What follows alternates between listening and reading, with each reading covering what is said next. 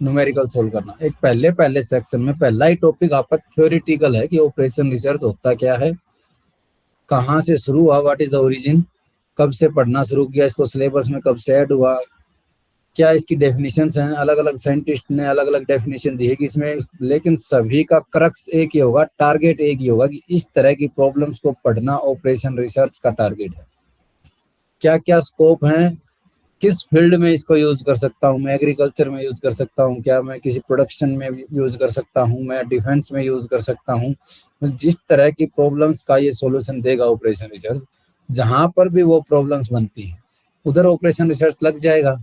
और एक और टॉपिक बता, व्हाट आर द लिमिटेशंस, इसकी कमियां क्या हैं। कमियां ये हैं कि अदर तरह की प्रॉब्लम्स में नहीं लगा सकते, जिनमें लग रहा है उनमें भी किस तरह के सॉल्यूशन देगा। ठीक है, हर बार वैसा ही सॉल्यूशन डिजायर्ड होता है कि नहीं होता है, नहीं भी होता है कई बार उस तरह का सॉल्यूशन, तो कुछ लिमिटेशंस भी हैं। 10-15 मिनट इस पे लगाएंगे क्योंकि पूरा पूरा थ्योरेटिकल है ये टॉपिक, आपको पढ़ना है, एक रीडिंग में समझ में आ जाएगा सारा क्या है, फिर भी हम पढ़ेंगे इसको। और फिर हमारा न्यूमेरिकल काम यहाँ से लीनियर प्रोग्रामिंग से शुरू हो जाएगा कि क्या इसका फर्दर लीनियर प्रोग्रामिंग से न्यूमेरिकल पोर्शन शुरू हो जाएगा। तो ऊपर वाले पे हम डिस्कस करते हैं what is operation research.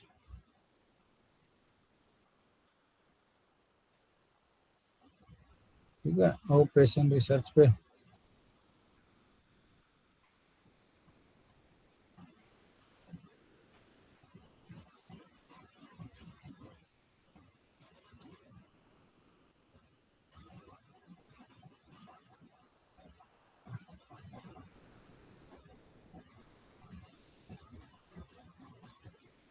This is origin and definition of operation research. Screen सभी को दिख रहा है सभी ग्रुप में, और मेरी आवाज भी आ रही है, एक बार कंफर्म कर दो फिर आगे चलते हैं। Yes sir. ठीक है, ठीक है, ओके भाई। तो ऑपरेशन रिसर्च जो पहली बार जो वर्ड आया था, इसके इसमें दो वर्ड से बन के मिला हुआ है, तो ये ऑपरेशन और रिसर्च। ऑपरेशन से क्या मीनिंग है और रिसर्च से क्या क्या मतलब है।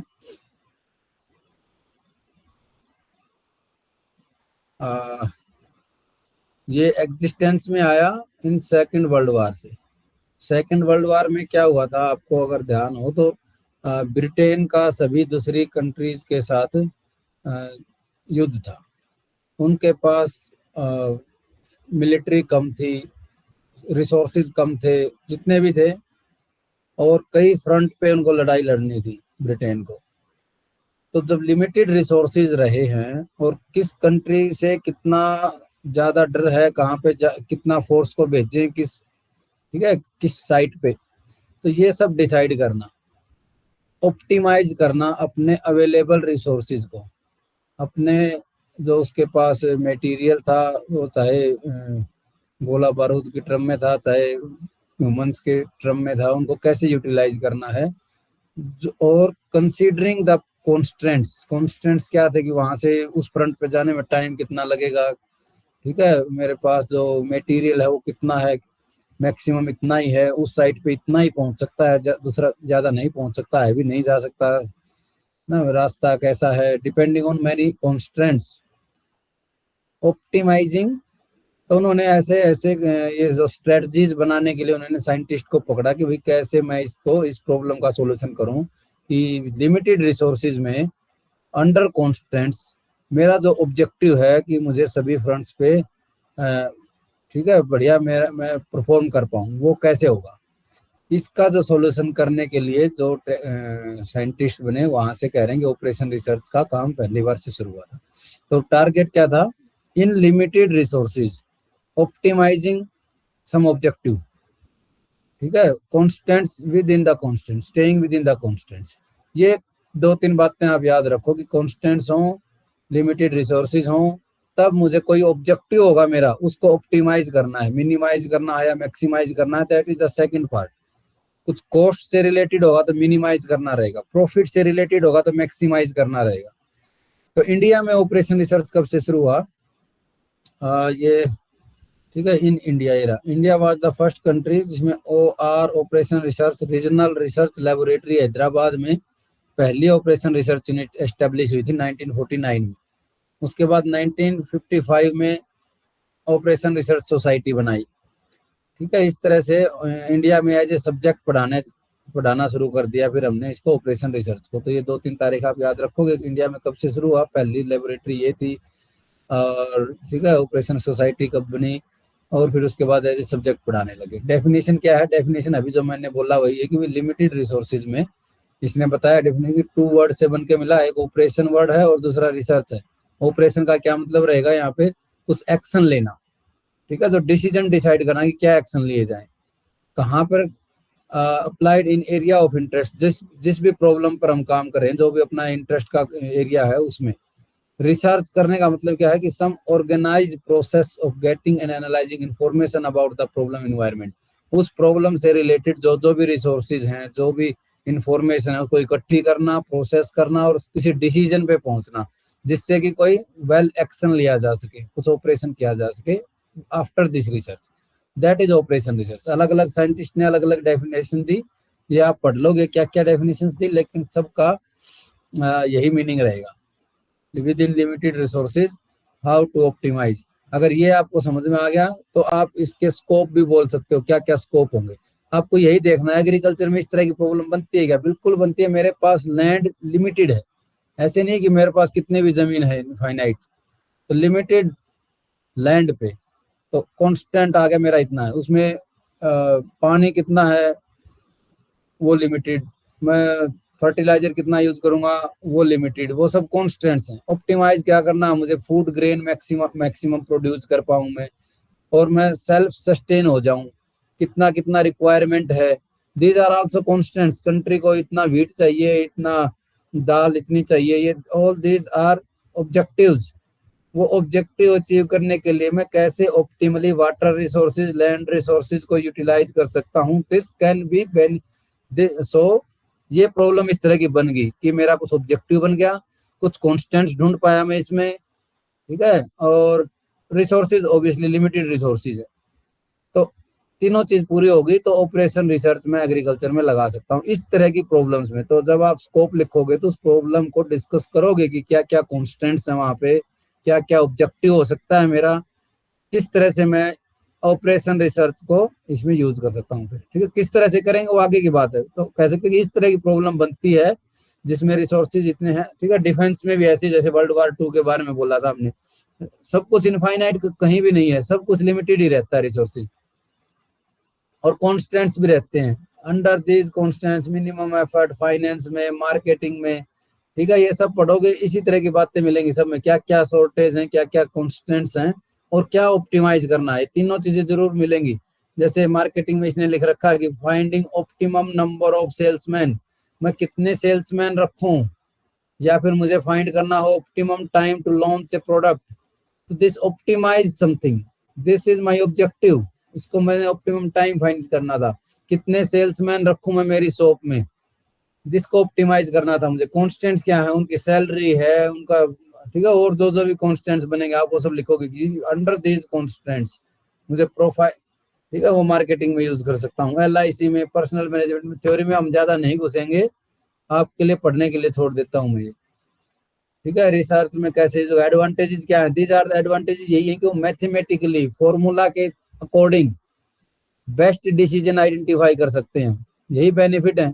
अगर मैं प्रॉपरली कॉन्स्टेंट्स को जस्टिफाई कर पाया, मेरी रियल लाइफ प्रॉब्लम की लिख पाया मैथमेटिकली कि लेस देन दिस रहेगा, this thing greater than this रहेगा, ऐसे मैं प्रॉपरली आइडेंटिफाई कर पाया, तब मैं मैथमेटिकल फॉर्मूला के हिसाब से मैक्सिमम आउटपुट ले सकता हूँ। This is the advantages of operation research. तो इसी तरह की यहाँ पे एडवांटेजेस लिखेंगे आप, कोई भी आप उठा के पढ़ लोगे।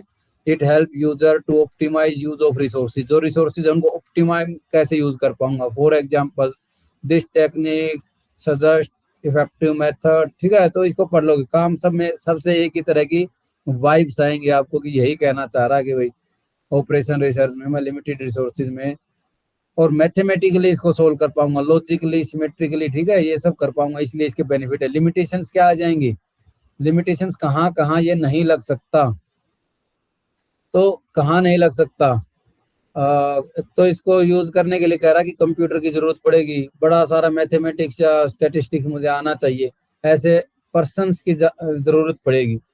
तो छोटी कंपनियां वो सब इसको नहीं कर पाएंगी भी। एक तो ये डिफिकल्टी है कि थोड़ा इंटेलिजेंट पर्सन होना चाहिए, मॉडल कर ले अपनी इक्वेशन को। दूसरा कह रहा है कि अनक्वांटिफिएबल फैक्टर्स, कुछ फैक्टर ऐसे हो सकते हैं जिनको हम मैथमेटिकली न्यूमेरिकली नहीं कैलकुलेट कर सकते। ह्यूमन इमोशंस, कोई प्रॉब्लम हो सकती है जहाँ पे ये सब इम्पैक्ट कर रहा हो। ह्यूमन रिलेशनशिप, ह्यूमन इमोशंस बिल्कुल मैटर करते हैं। ह्यूमन इमोशंस, तभी तो नेता कहीं रोने लग जाता है, कहीं टोपी पहन लेता है, कहीं, है ना। तो इमोशंस के साथ आउटपुट निकाल रहे हैं वो अपना, तो वहां पर तो ये वाला काम नहीं करेगा, वहां ड्रामेबाजी काम करेगी। अनक्वांटिफिएबल फैक्टर्स, ठीक है, तो बहुत सारे ऐसे फैक्टर हो सकते हैं, जिस तरह की प्रॉब्लम में ये सब रहेगा वहां ये नहीं लग पाएगा भाई। एक्सपर्ट्स की पर डिपेंडेंट होगा, एक्सपर्ट चाहिएगा मुझे। अब्स्ट्रक्टाइजेशन ऑफ रियल लाइफ सिचुएशन का, बट रियलिटी नहीं है।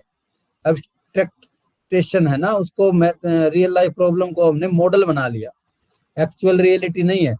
तो होता क्या है, इस ये कहने का मतलब क्या है कि हमने कोई भी रियल लाइफ प्रॉब्लम थी, उसको जब मैथमेटिकली लिखने लगा तो उसको क्या क्या फैक्टर इंपैक्ट कर रहे थे। Those factors are depending on what I am thinking. It is always possible that there are other possible factors which are influencing that particular problem, and I am not able to think about those parameters। तो वो तो मेरे mathematical model में आएंगे ही नहीं। तो इस तरह से अब हम उसका मॉडल तो बना रहे हैं, पर वो रियलिटी नहीं है। रियलिटी में हो सकता है कुछ और भी फैक्टर्स उसको इम्पैक्ट कर रहे होंगे। इस तरह का प्रॉपर, या फिर सारे फैक्टर हम, इतने कॉम्प्लेक्स होता है रियल लाइफ प्रॉब्लम, बहुत सारी प्रॉब्लम, कि उनको ऐसे मैथमेटिकली प्रॉपरली, तो इससे क्या मिलेगा, इससे आइडिया जरूर मिल जाएगा। और कुछ प्रॉब्लम जो सिंपल होंगी, तो प्रॉपरली मैथमेटिकली एक्सप्लेन हो पाएंगी, उनका बेटर मैथमेटिकल लॉजिकल सॉल्यूशन मिल जाएगा। ठीक है, तो ये थ्योरी का पार्ट अपना कंप्लीट हो गया। अब न्यूमेरिकल शुरू हो जाएगा यहाँ से। कॉन्वेक्स सेट पढ़ते हैं। कॉन्वेक्स सेट सबने पढ़ रखा होगा।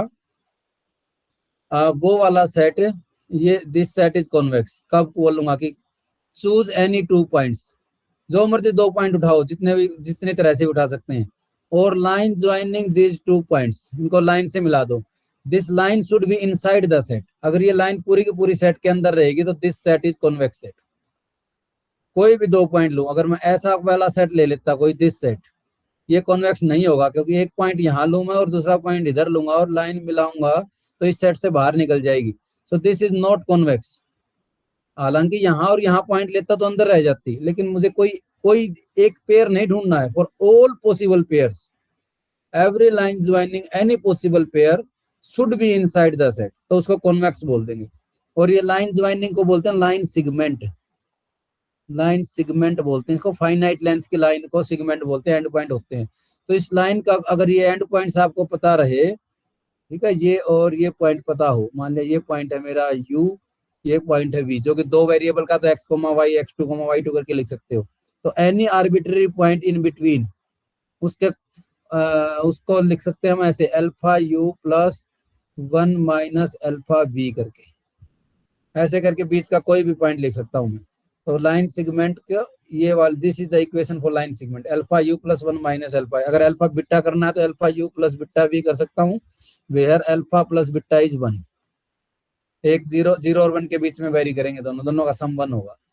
ठीक है, तो ये लाइन सिगमेंट की इक्वेशन होती है मैथमेटिक्स। तो वो यहाँ पे लिख रखा है इसने, अल्फा लैम्डा x1, अल्फा की जगह लैम्डा यूज कर रहा है, 1 माइनस लैम्डा x2, ऐसे y के साथ। ये these are the coordinates of, इन जो बीच वाले पॉइंट उनके कोऑर्डिनेट इनके, और वो इस के सेट के अंदर रहे। दिस बिलोंग्स टू के, जो के सेट पढ़ना शुरू किया था, जिसको कॉन्वेक्स बोलना था। ठीक है, तो ये कॉन्वेक्स की डेफिनेशन होगी। कॉन्वेक्स क्यों पढ़ रहा हूँ, क्योंकि आगे जो मेरी प्रॉब्लम्स बनेगी उनके जब सॉल्यूशन फाइंड करूंगा, तो सेट ऑफ ऑल सॉल्यूशंस में हम ऑलवेज इंटरेस्टेड रहते हैं। सारे सॉल्यूशन इकट्ठे कर लेंगे, वो एक कॉन्वेक्स सेट बनाएंगे। ये आगे आएगा रिजल्ट।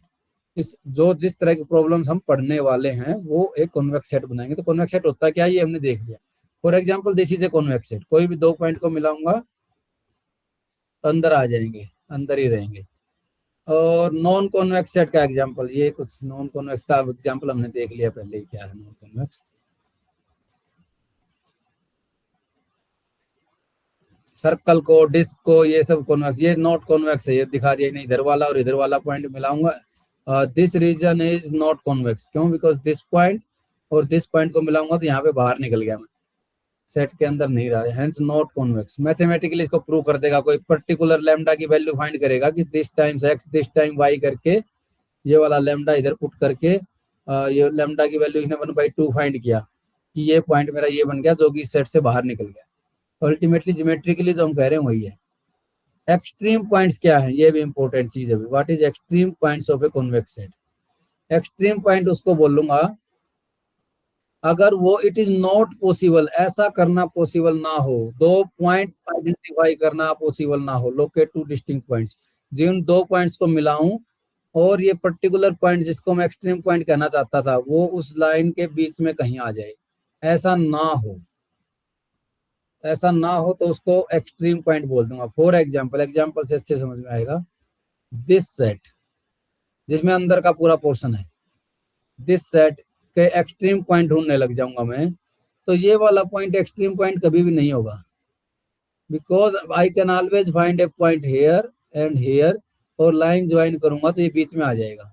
और भी बहुत सारे पॉसिबल है, इधर और इधर कर देता तो भी पॉसिबल है। This point is also not a extreme point, क्योंकि मैं एक पॉइंट इधर फाइंड कर सकता हूँ, मिलाऊंगा और इसके बीच में आ जाएगा ये।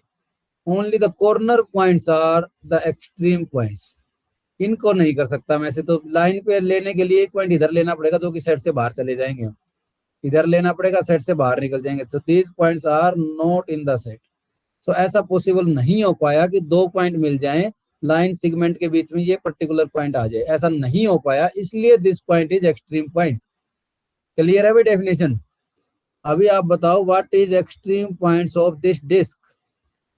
ये डिस्क के एक्सट्रीम पॉइंट क्या होंगे? बीच में अगर कोई पॉइंट लूंगा तो पक्का ऐसे ऐसे करके बीच में बना सकता हूँ। अगर बाउंड्री पे कोई भी पॉइंट लूंगा तो उसको कंटेन करने वाले दो पॉइंट ऐसे नहीं मिलेंगे कि लाइन बीच में हो, ये पॉइंट बाहर निकल जाएंगे। अगर एक इसके ऊपर ले लूंगा तो इस, ठीक है, तो ओ every point on the boundary is extreme point for this disc. तो बाउंड्री पर ही मिलेंगे।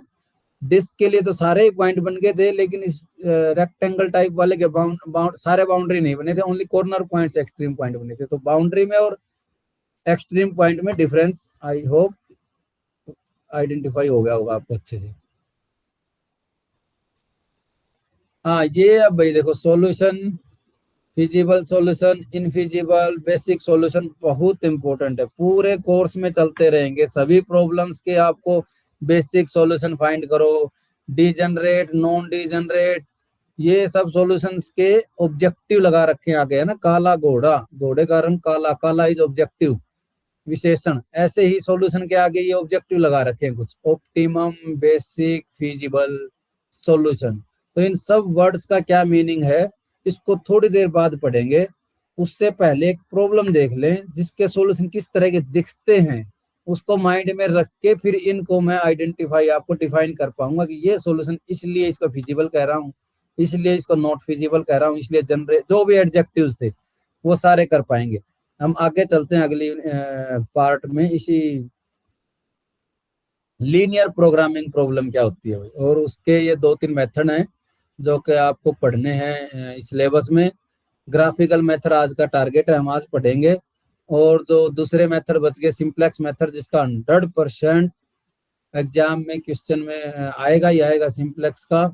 और 2 सिंप्लेक्स के अपडेटेड वर्जन है, मोर जनरल वर्जन है, बिग एम और ड्यूअल सिंप्लेक्स।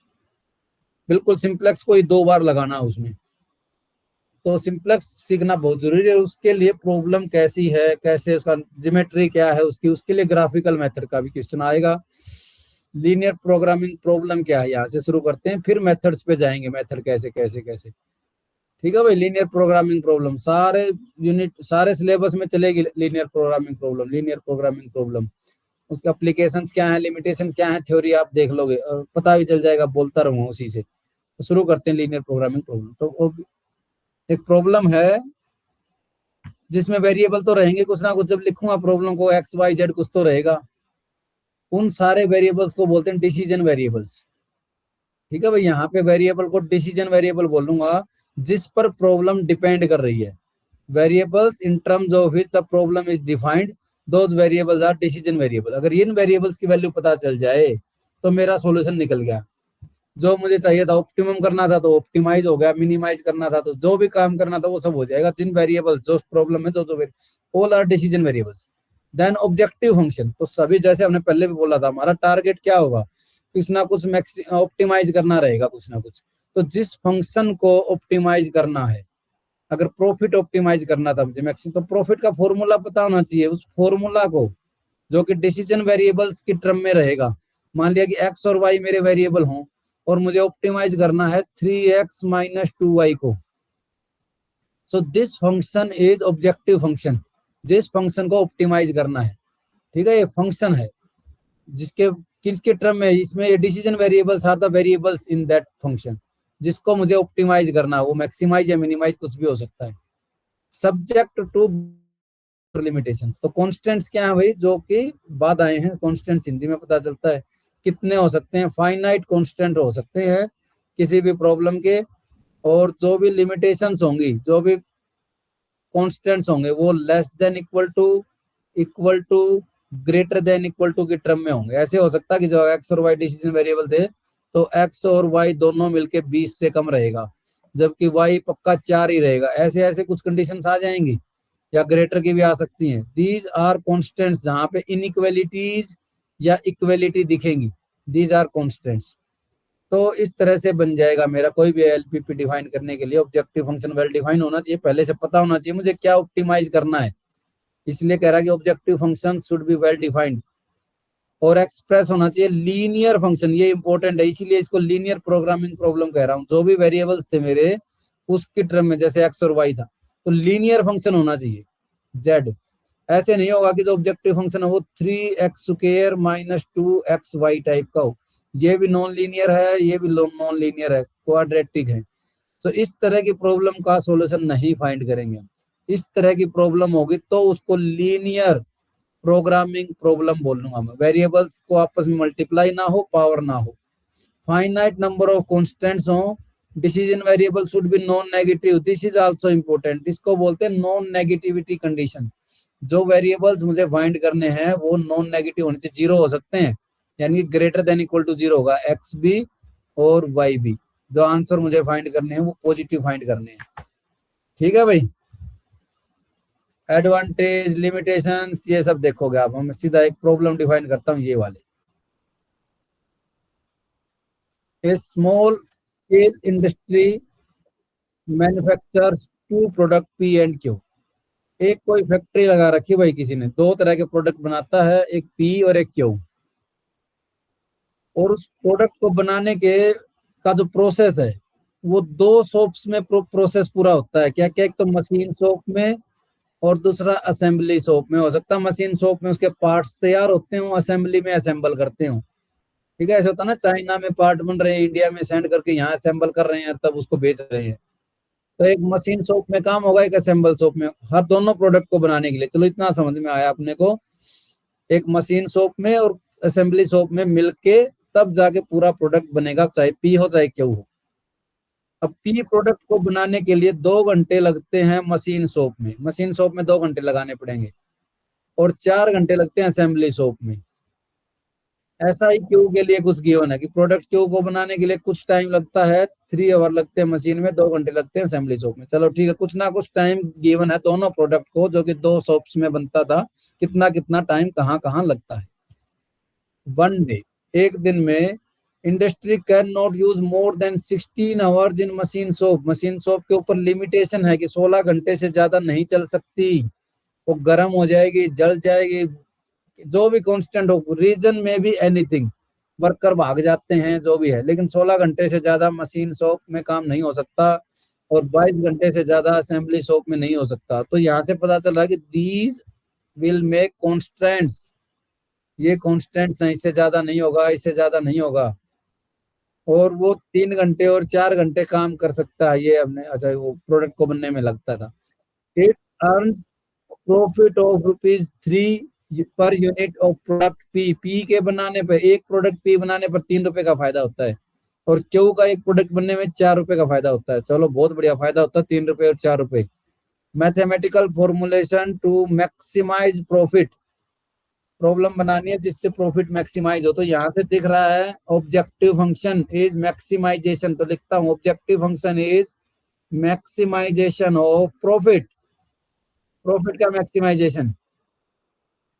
तो मैं प्रॉफिट किससे हो रहा है, 3 रुपए प्रॉफिट हो रहा है एक प्रोडक्ट पी बनाने पर। तो मैं मानूंगा कि पी प्रोडक्ट के जो जनरेट करे मैंने वो X number of P product बनाए, एक्स नंबर ऑफ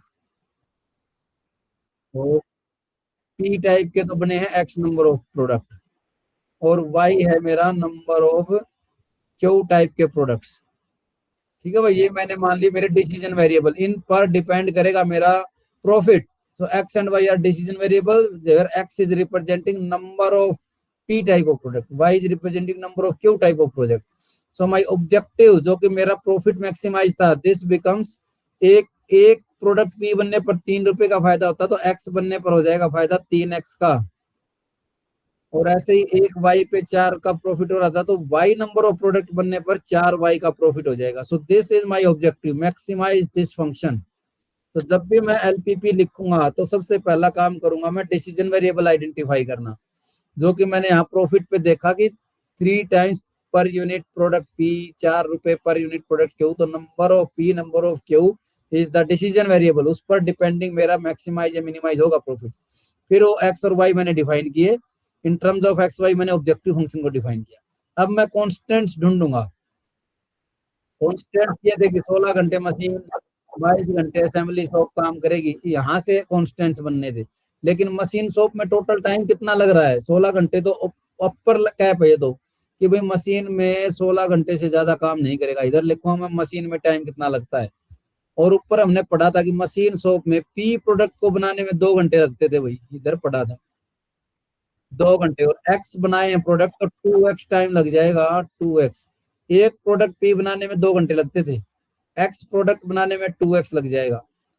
ऐसे ही क्यू के लिए लगता था 3 घंटे मशीन शॉप में, 3 घंटे इन मशीन शॉप, और वाई नंबर ऑफ बनाने के लिए 3y।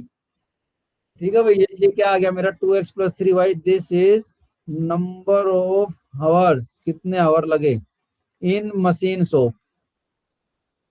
मशीन शॉप में कितना टाइम लगा किस चीज में, in making x number of P product and y number of Q product बनाने में, क्योंकि एक पी टाइप का बनाने में 2 लगता था घंटे, और एक्स बनाए हैं तो 2x, ऐसे 3y, this this is one constant. तो ऐसे करके हम कॉन्स्टेंट्स बनाएंगे अब, और ऐसा ही दूसरी शॉप के लिए लिख दूंगा। ठीक है, ये ऐसे करके टेबल बनाया, पी प्रोडक्ट को बनाने में 2 घंटे लगते हैं और इसको 3 लगते हैं, और टोटल 16 घंटे है। तो यहाँ से बनाया मैंने 2x plus 3y less than 16, ऐसे 4 और 2 घंटे लगते थे मैक्सिमम 22 से, तो 4x plus 2y less than equal to 22, एक कांस्टेंट ये बन जाएगा। और प्रॉफिट यहाँ से बनाया, objective function is 3x plus 4y। ठीक है भाई, 3 रुपए 4 रुपए प्रॉफिट होता था। तो अब इसको एलपीपी को लिखूंगा कैसे, वो लिखा हुआ यहाँ पे नीचे, देखता हूँ कैसे लिखा मैंने। ये है मेरी final mathematical formula, mathematical problem की स्टेटमेंट है ये, that my target is the maximise z, z is objective function जो कि 3x प्लस 4y है, subject to the constants this. अब इसके बैकग्राउंड में क्या हो रहा है मुझे उससे मतलब नहीं है, यहाँ पे एक्स वाई दिख रहे हैं बस, subject to 2x plus 3y जो कि मेरा टाइम था मशीन ये था असेंबली में, लेस देन 22 लेस देन 16। और नॉन नेगेटिविटी रिस्ट्रिक्शन क्या थी, x greater than 0 y greater than 0, मतलब जो p प्रोडक्ट बनाऊंगा वो पॉजिटिव तो होंगे ना, ऐसे तो नहीं कह सकता -2 प्रोडक्ट बना दो p टाइप के, नेगेटिव में आंसर नहीं आ सकता। तो ये जो फिजिबल नहीं है, not feasible, this is not feasible कि नेगेटिव नंबर ऑफ प्रोडक्ट बना दूं। सो दिस इज, यहीं से फिजिबल सॉल्यूशन का भी मतलब यहीं से बनेगा, अभी ऊपर जाके देखेंगे अभी हम। तो अभी तक आपने देखा है, किसी को अगर कुछ समझ में नहीं आया तो अभी पूछ लें, फिर से लिखता हूं मैं एक बार। हमने क्या एलपीपी का मतलब क्या समझा है अभी तक। एलपीपी का मतलब है डिसीजन वेरिएबल्स आइडेंटिफाई करूंगा, और फिर एक ऑब्जेक्टिव फंक्शन डिफाइन करूंगा, ऑब्जेक्टिव फंक्शन जो कि मैक्सिमाइज या मिनिमाइज ऑफ जेड होगा, जो कि मेरा again function of decision variables होगा, सम फंक्शन ऑफ एक्स और वाई रहेगा, और ये फंक्शन भी मेरा लीनियर होगा, एक्स वाई का प्रोडक्ट या स्क्वायर नहीं होगा। ये लिखा मैंने, ये वाली लाइन। सब्जेक्ट टू कुछ कॉन्स्टेंट्स आ जाएंगे, कॉन्स्टेंट्स जिसमें less than equal to, greater than equal to या इक्वल टू तीनों आ सकते हैं। इस पर्टिकुलर प्रॉब्लम में दोनों लेस देन आ गए, कभी कभी ग्रेटर भी आ सकता है। और एक ये है feasibility condition, non negativity condition. So this is my general form of a LPP. एक ऑब्जेक्टिव रहेगा, कॉन्स्टेंट्स रहेंगे और नॉन नेगेटिविटी कंडीशन रहेगी, variables greater than equal to 0। Clear है भाई? Yes, sir. ठीक है, अब इस प्रॉब्लम को सोल्व करने के लिए जाएंगे। अब पहले तो जैसे डिफरेंशियल इक्वेशन को देखते हो आप, सॉल्यूशन से क्या मतलब है भाई? एक डिपेंडेंट फंक्शन ढूंढना है डिफरेंशियल इक्वेशन में, ऐसे होता है। क्वाड्रेटिक इक्वेशन को सोल्व करो, सोल्व करने का मतलब क्या था, उसमें रूट फाइंड करो। तो पोजीशन फाइंड करनी थी, कहाँ पर वो एक्स एक्सिस को काट रही है, ऐसा कुछ फाइंड करना होता था। तो प्रॉब्लम पर डिपेंड करता कि सॉल्यूशन से क्या मतलब है। यहाँ पे सोल्व दिस एलपीपी का मीनिंग क्या होगा? Find the values of decision variable. जो डिसीजन वेरिएबल्स हैं उनकी वैल्यूज फाइंड करो, दैट इज ए सॉल्यूशन। पर एक्स और वाई की कोई यूनिक वैल्यू आएगी ऐसा जरूरी है क्या? पता नहीं, ज्यादा भी आ सकती है। ठीक है भाई, तो अब मैं लिख रहा हूँ what is solution. Solution of LPP is the values of decision variable जो कि सेटिस्फाई करेंगी कॉन्स्टेंट्स को, ओनली कॉन्स्टेंट्स को जो सेटिस्फाई करेंगी। कॉन्स्टेंट्स, अभी ऑब्जेक्टिव से कोई लेना देना नहीं है, नॉन नेगेटिविटी से कोई लेना देना नहीं है। ओनली कॉन्स्टेंट्स, वो सारे एक्स वाई जो कॉन्स्टेंट्स को सेटिस्फाई कर देंगे, ऑल दीज आर सॉल्यूशंस। ठीक है भाई, ये बात समझ गए क्या है सॉल्यूशन? जो सिर्फ कॉन्स्टेंट्स को सेटिस्फाई करेंगी, all those are solutions. For example, मैं एक्स को 0 कर दूं, वाई को भी 0 कर दूं। यहाँ पे 0 + 0 less than 16, 0 + 0 less than 22। So 0 0 is a solution, एक सॉल्यूशन आ गया। ऐसे एक्स को 1 कर दूं, वाई को 0 रहने दूं, तो 2 less than 16, 4 less than 22, this is also a solution. ऐसे ऐसे करके there can be infinitely many solutions, जो infinitely many possible values of X and Y which can satisfy the constants. Clear है भाई? Yes, sir. के बाद आएगा what is feasible solution. What is feasible solution? Feasible solution में मैं constants के साथ साथ ये नॉन नेगेटिविटी और डाल दूंगा कि वो जो एक्स और वाई जो तुमने फाइंड किए थे वो मेरे पॉजिटिव भी हों, नॉन नेगेटिव हों। पॉजिटिव होना जरूरी नहीं, 0 हो सकते हैं। ठीक है, नॉन नेगेटिविटी कंडीशन और डाल दिया। So now this is feasible solution, वही वाला सॉल्यूशन जो कांस्टेंट्स को सेटिस्फाई करेगा, फर्दर नॉन नेगेटिव भी हो, that is feasible solution. Possible है भाई, हाँ इस तरह का कर सकता हूँ। -3, वैसे इसको तो सेटिस्फाई कर देता हूँ, एक्स को -1 कर दूं, वाई को भी -1 कर दूं, -2, -3, -5 is also less than 16, that is also a solution, but not feasible solution. तो फिजिबल के लिए पॉजिटिव होना चाहिए। अब इसके बाद आएंगे, तीसरा आएगा what is basic solution. Basic solution, और फिर आएगा नॉन बेसिक सॉल्यूशन, और एक आएगा डीजनरेट एंड नॉन डीजनरेट। ये अब ऊपर जाके देखता हूँ ये सब। अगर आपको ये सब ऐसे, एक ऑप्टिमम सॉल्यूशन और वो यही बोल देता हूँ, what is optimum solution. Optimal solution या ऑप्टिमम सॉल्यूशन क्या हो जाएगा? Those values of solution x y जो इसको ऑप्टिमाइज करेंगे मेरे ऑब्जेक्टिव फंक्शन को, ये वाली वैल्यू ऐसी है इससे मैक्सिमम, अगर मैक्सिमाइज का था तो मैक्सिमम, मिनिमाइज का था तो इससे मेरा ऑब्जेक्टिव की मिनिमम वैल्यू हो जाएगी। ठीक है, जो भी प्रॉब्लम थी उसका ऑप्टिमम सॉल्यूशन जो देगा, that is optimum solution, optimal solution. और बीच के जो बच गया, ऑप्टिमम सॉल्यूशन के आगे एडजेक्टिव लगेंगे, बेसिक, बेसिक ऑब्जेक्ट, बेसिक निकालो, डीजनरेट, नॉन डीजनरेट निकालो। अब वो देखता हूँ एक बार ऊपर जाके क्या है वो, बताता हूँ आपको। हाँ, आपने ये तो जरूर पढ़ा होगा, अगर इक्वेशन 2 हैं और वेरिएबल 3 है तो सॉल्यूशन कितने होंगे? 10वीं क्लास में करते थे ऐसे काम। जल्दी बताओ भाई, पढ़ा है ना ऐसे तो? जैसे ये वाली प्रॉब्लम हो, न्यूमेरिकल सॉल्यूशन से ही बता दूंगा क्या है। ये इक्वेशन 2 है मेरे पास, एक equation, 2 equation, number of equations 2 and number of variables 4। Equation कम है, वेरिएबल ज्यादा हैं, तो क्या करते थे सॉल्यूशन फाइंड करने के लिए? जितना डिफरेंस है 4 - 2, ठीक है, या फिर अगर इसको n बोल दूं और इसको m बोल दूं, तो this is n minus m. n minus m variables को मुझे जीरो करना पड़ेगा पहले ही, इतने वेरिएबल्स को। ठीक है, पर्टिकुलरली मैं किन्हीं दो को जीरो कर दूंगा और फिर दो वेरिएबल, दो इक्वेशन बन जाएंगी, उनकी मुझे कोई यूनिक सॉल्यूशन मिल सकता है फिर। क्लियर है ये बात? तो जिन वेरिएबल्स को जीरो कर दिया, जिन वेरिएबल्स को जीरो कर दिया, these variables are non basic variables. Non basic variables, clear? और जो दो वेरिएबल बच गए जिनकी मुझे यूनिक वैल्यू फाइंड करनी है, दोज आर बेसिक वेरिएबल्स। इन सारे डिसीजन वेरिएबल्स को मैंने दो पार्ट्स में तोड़ लिया, नॉन बेसिक और बेसिक, जिनको पहले ही जीरो करके चलूंगा। जैसे फॉर एग्जांपल यहाँ पे शुरू करा मैंने, x1 x2 को जीरो कर दिया मैंने, ये x1 x2 को जीरो कर दिया, जीरो कर दिया तो इक्वेशन बच गई मेरी।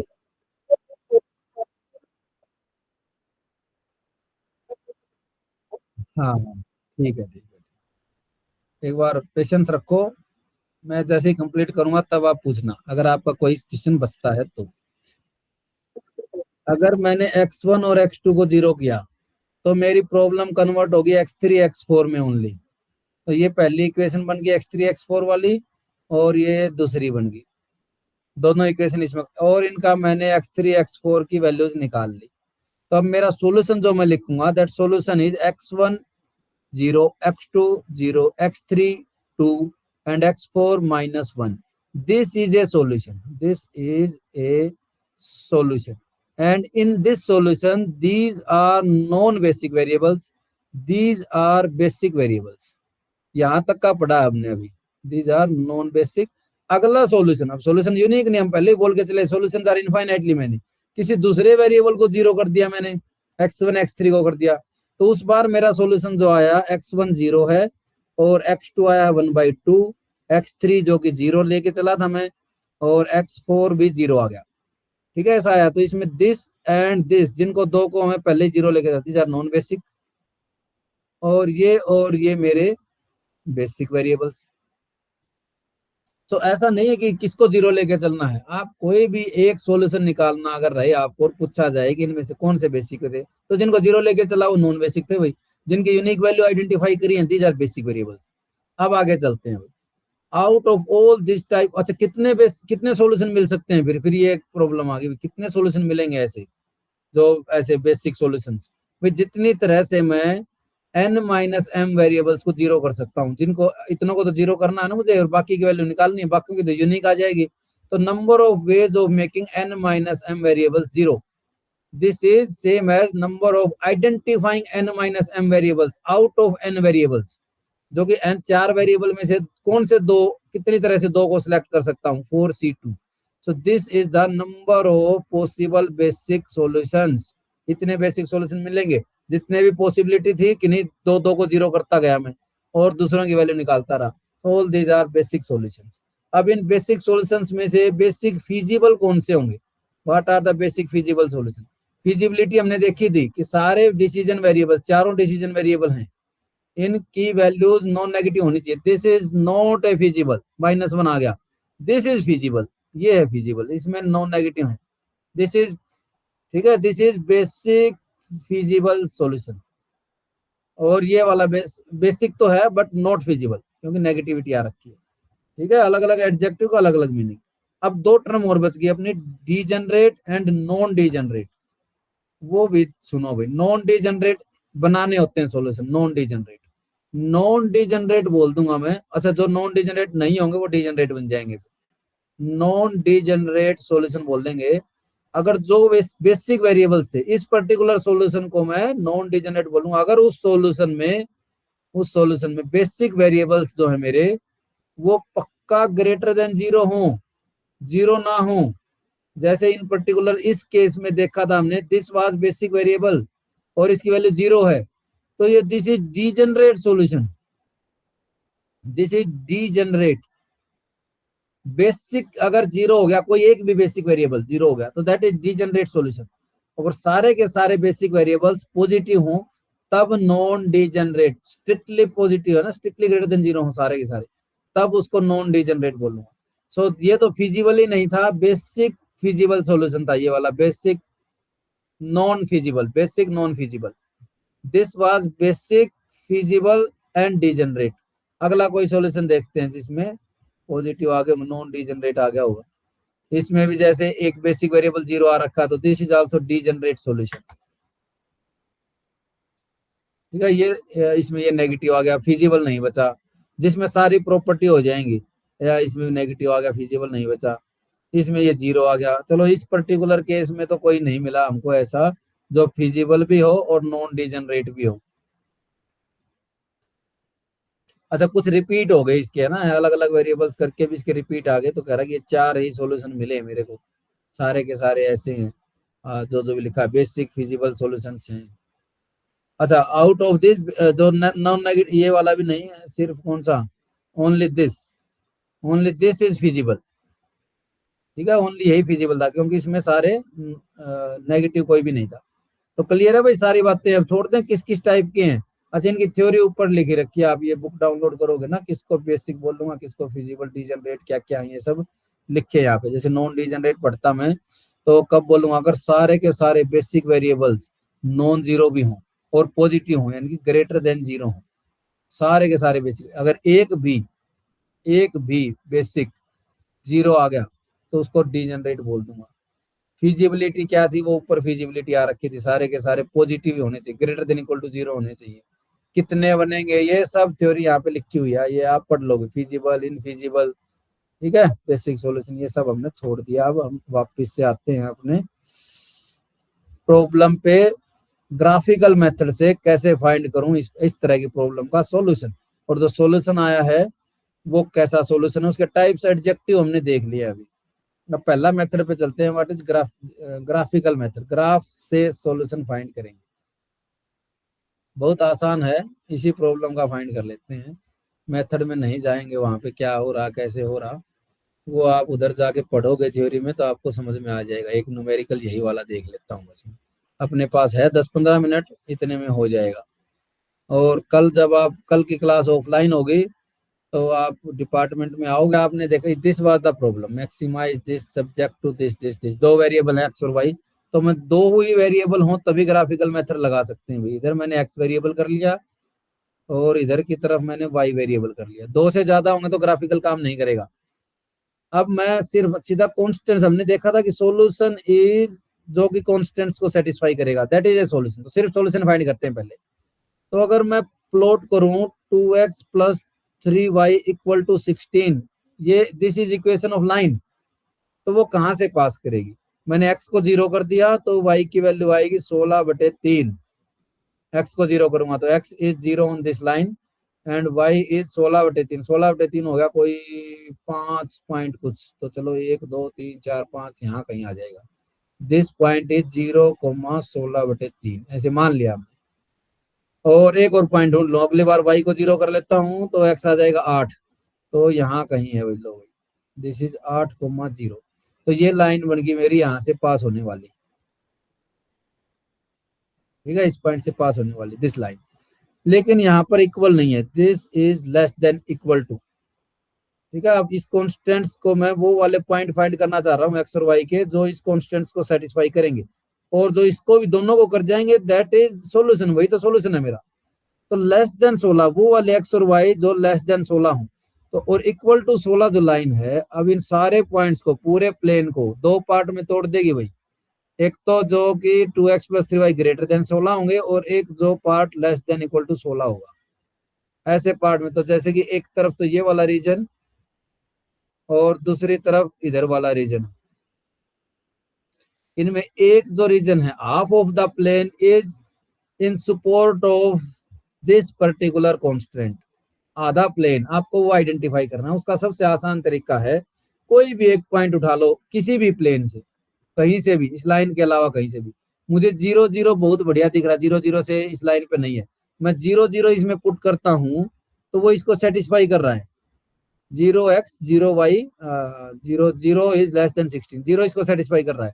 तो जिस हाफ प्लेन में 0 है वो पूरे का पूरा प्लेन ही इस कांस्टेंट को सेटिस्फाई करेगा। दिस कांस्टेंट को सेटिस्फाई, यहां से कोई भी पॉइंट उठा लो, all these points are satisfying this first constant. ठीक है, क्योंकि इक्वल टू वाली लाइन दो पार्ट में तोड़ रही थी, एक एक सेटिस्फाई करने वाला और एक नॉट सेटिस्फाई करने वाला। तो कोई भी एक पॉइंट से आइडेंटिफाई, अगर ये नहीं करता 0 0, तो मैं दूसरे तरफ वाला चला जाता कि यहाँ वाला सॉल्यूशन है फिर मेरा। ऐसे ही दूसरी इक्वेशन प्लॉट करूंगा मैं, 4x plus 2y is equal to 22 को प्लॉट करूंगा। x को 0 किया तो y आ गया मेरा 11, तो ये तो 5 के आसपास था, यहाँ कहीं 11 हो जाएगा। चलो ये पॉइंट आ गया वाई एक्सिस पे 0,11। और जब y को 0 करूंगा तो x आ जाएगा 22/4, यानी 5 पॉइंट कुछ। इस पे 5 या 8 यहाँ था, तो ये 5 कहीं यहाँ पे हो जाएगा। चलो 22/4, तो ये होगा मेरा 22/4,0। तो यहाँ इन दोनों लाइन, यहाँ पॉइंट से पास करने वाली लाइन ये वाली लाइन। अब इस लाइन से फिर देखो इधर का रीजन फिजिबल है या इधर का रीजन है। फिर से मैं 0 0 पुट करके देखा तो 0 0 इसको सेटिस्फाई कर रहा है। तो 0 0 जिस तरफ है वही वाला रीजन, तो 0 इधर की तरफ है, तो this region is satisfying second constant, this region. और जो दोनों को सेटिस्फाई करेगा वो obviously below this and this line. ठीक है, ये वाला नहीं रहेगा। पहले तो था ये भी सॉल्यूशन जो एक कांस्टेंट के लिए, तो लेकिन दोनों के लिए नहीं आया ये वाला region. So only this part is the set of all solutions, ये वाला आ गया सेट ऑफ ऑल सॉल्यूशंस। और इसमें से अगर मैं फिजिबल ढूंढने लग जाऊं कि नॉन नेगेटिव भी हो एक्स और वाई, तो only this part is feasible solution. तो ये वाला सारा हट जाएगा इधर वाला, these are not feasible. The only feasible is जो कि इसमें एक्स और वाई पॉजिटिव भी हो, तो ओनली दिस पार्ट। ठीक है भाई, दिस पार्ट इज सॉल्यूशन। और ये सॉल्यूशन जो बन गया मेरा कौन सा, फिजिबल सॉल्यूशंस का सेट, ये मेरा ऑलवेज कॉन्वेक्स होता है। ये हमेशा कॉन्वेक्स सेट बनेगा। अगर किसी का ऐसा बिना कॉन्वेक्स बन गया तो समझ लो कुछ ना कुछ गलती होगी तुमसे, वो कॉन्वेक्स जरूर बनेगा। और जो ऑप्टिमम सॉल्यूशन होता है, ये थ्योरेटिकल रिजल्ट है भैया, आपके सिलेबस में है कि नहीं पता नहीं होगा। जो ऑप्टिमल सॉल्यूशन होता है वो एक्सट्रीम पॉइंट होता है, एक्सट्रीम पॉइंट। एक्सट्रीम पॉइंट भी हमने पढ़े थे अभी थोड़ी देर पहले। तो इस पर्टिकुलर रीजन में एक्सट्रीम पॉइंट यानी कॉर्नर पॉइंट 4 ही हैं, एक ये है, एक ये है, एक इधर है और एक ये वाला इंटरसेक्शन पॉइंट है। तो अगर ऑप्टिमम सॉल्यूशन मिलेगा तो इन्हीं 4 पॉइंट पर मिलेगा। तो ये चारों पॉइंट आइडेंटिफाई करने पड़ेंगे, ऑब्जेक्टिव फंक्शन में पुट करना पड़ेगा। इस फंक्शन में जो सबसे ज्यादा वैल्यू दे देगा दैट इज माई सॉल्यूशन। ठीक है, क्लियर है। तो ये वाला पॉइंट 0 16/3 था, ये इसमें पुट कर दूंगा, एक्स की जगह 0, वाई की जगह 16/3, कुछ वैल्यू आएगी। ऐसे ही 22/4 और 0 पुट कर दूंगा, एक 0 0 पुट कर दूंगा इसमें।